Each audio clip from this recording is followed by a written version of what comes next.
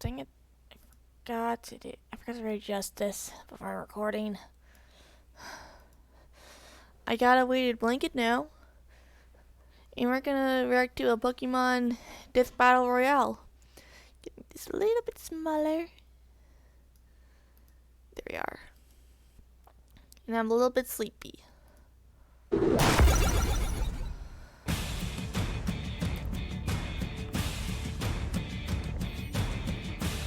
For nearly 2 decades, people across the globe have struggled endlessly to make one crucial, exhausting, impossible choice. Bulbasaur, Squirtle, or Charmander. It's finally time to learn if the one you chose was really the strongest. And what better way than with their evolved forms? Venusaur, the pimply plant monster, Blastoise, the bazooka turtle, and Charizard, the dragon. That's For a fair assessment, we're examining maxed out wild Pokemon. For those of you nerdy enough to care, this means no special EV training, no Mega Evolutions, and no tutored, bred, or otherwise unnaturally learned attacks. This way, we'll avoid any and all player influence. He's Wiz and I'm Boomstick. And it's our job to analyze their weapons, armor, and skills to find out who would win a death battle. The first starter Pokemon evolves from Bulbasaur to Ivysaur and finally to Venusaur, the seed Pokemon. Becoming uglier and uglier with every form. Seriously, what the hell is that thing? Of the 3 starters, Venusaur is the most well-rounded and easiest to raise. In combat, it relies on its above-average special attack and special defense, or non-physical combat. Old Froggy Plant has a variety of moves. Vine Whips for slapping bitches, and Razor Leaf can cut through whole trees. Then there's the less action-packed skills like Sleep Powder, which is used to put foes to sleep and take women home from bars. Venusaur's adaptability that did not age well. It can absorb health with Leech Seed like some kind of jungle vampire, or simply heal on its own by using Synthesis. It also knows Sweet Scent, which aids the poor accuracy of the sleep and poison powders. But why bother with poisons and powders when you've got a super laser? Venusaur can absorb so much sun energy that he can fire the solar beam. Venusaur. When I find flowers that can do that, I might actually take up gardening. Try and pollinate now, bees. In real life, celestially powered lasers rely on heated magnesium combustion. In order to fire, the solar beam's temperature needs to be over 6,700 degrees Fahrenheit. Unfortunately, the solar beam is so powerful, it takes twice as long to perform as any other attack. As a grass and poison type, Venusaur is extremely effective against water-type Pokemon. But keep them away from flying and fire types, because as we all know, plants burn, and birds fucking hate grass. Yet Venusaur's well-rounded skills and tricky moveset could outsmart the competition. Venusaur, the final form of the Bulbasaur evolution. This seed Pokemon soaks up the sun's rays as a source of energy. The second starter Pokemon evolves from Squirtle to Wartortle and finally to Blastoise, the shellfish Pokemon. So how did this thing come about? Did a turtle get really drunk one night and then came across a tank and was like, I'll put my dick in that? Then 9 months later, the tank showed up at his door and was like, boom, this is yours. And then he raised it out of shame until one day it evolved, and then all the other turtles were like, that's fucking awesome. And they all started plowing tanks. Sure, why not? What the fuck?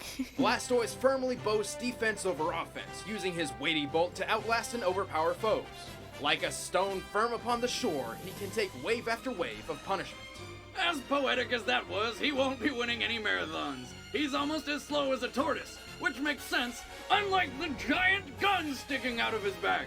Blastoise can significantly reduce incoming damage with Iron Defense, barrel through hazards with Rapid Spin, and guard against any and all attacks with Protect.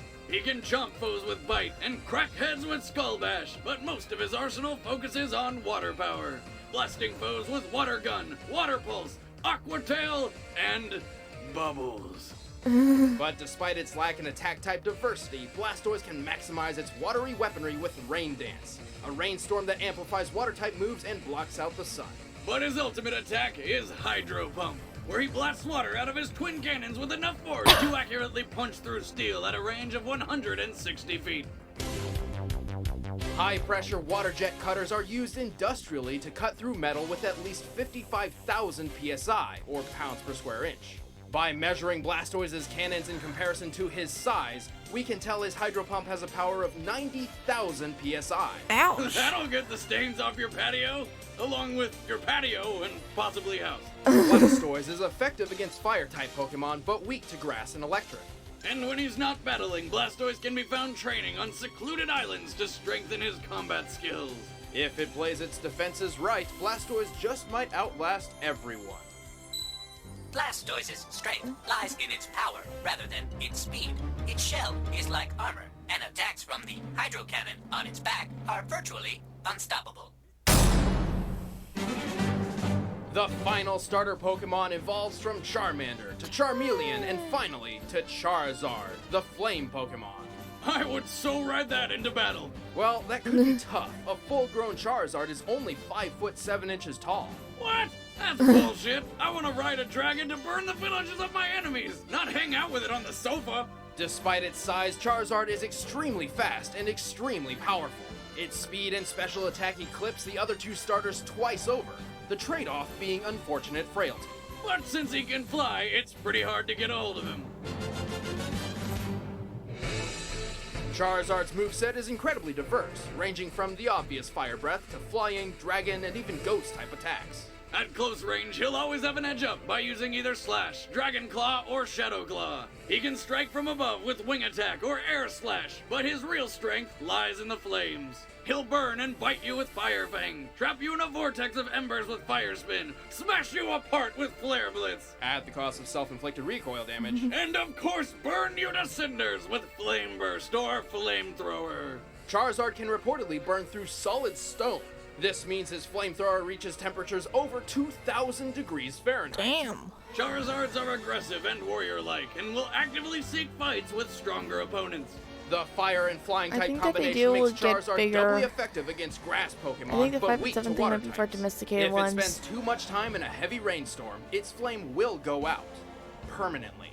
But he's so Oh. fast and deadly, he might just overpower his enemies before they know what hit him. So Blastoise could like Charizard, the just flame aim for the Pokemon. tail and When boom, competing in no more intense battles, Charizard. Charizard's flame becomes more intense as well. Alright, the combatants are set. Let's end this debate once and for all. It's time for a death battle! Thankfully, with this- Pokemon!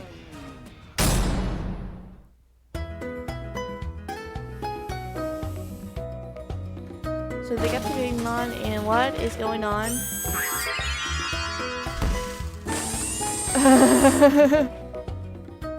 They're gonna eat them all.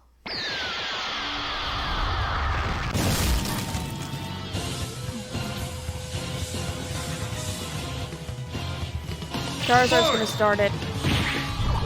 I knew it.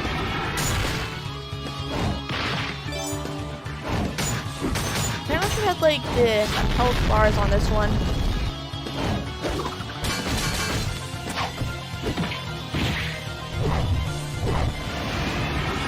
Ooh, that's gotta give you a concussion.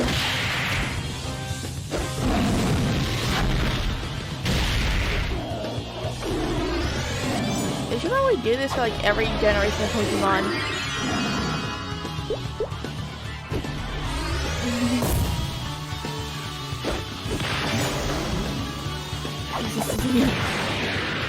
Like, get over here, bitch!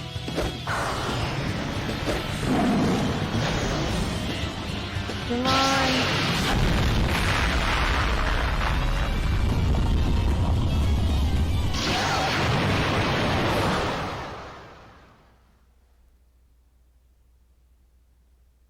Okay, what happened? Oh!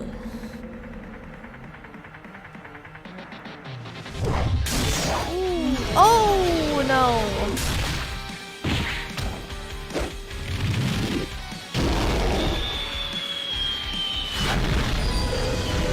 Well, not so good the water type. Wake up, Blastoise. Wait, are you feeling this guy? Nope, he's still asleep.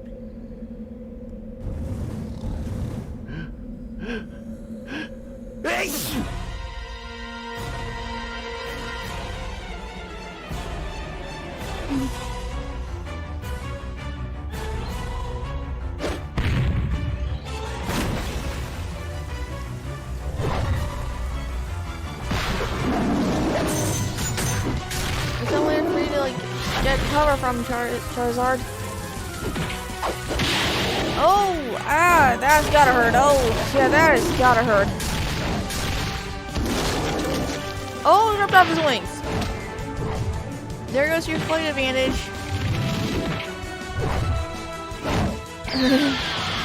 Drink some water, dumbass. He's gonna go to his head. Or do that.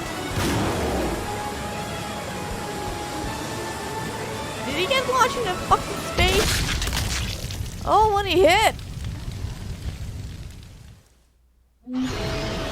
Blastoise wins! KO! Charizard! No!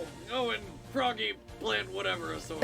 Charizard's greater speed allowed first attack, and its proud warrior mentality led to striking Blastoise first. But Venusaur knew he had to take Charizard down right away, so everyone's favorite fire lizard was doomed, taking too much damage early on from 2 different angles.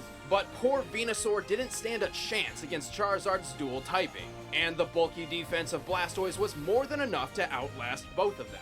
Also, since Charizard and Venusaur do not naturally learn Sunny Day, they could not counter the Rain Dance.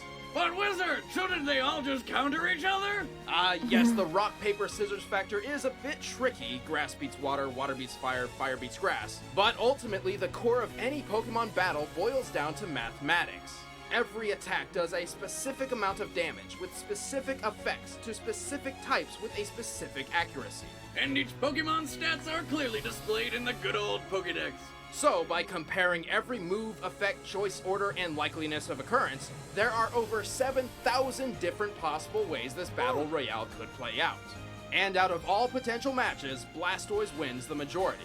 Even when removing type effectiveness entirely and pitting attack and special attack against defense and special defense, factoring in health and speed, the Turtle Tank still takes it.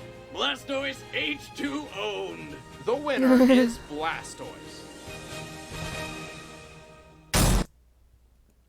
That was a fun watch. I hope you guys enjoyed it, and I'll see you in the next one. Man, I am sleepy.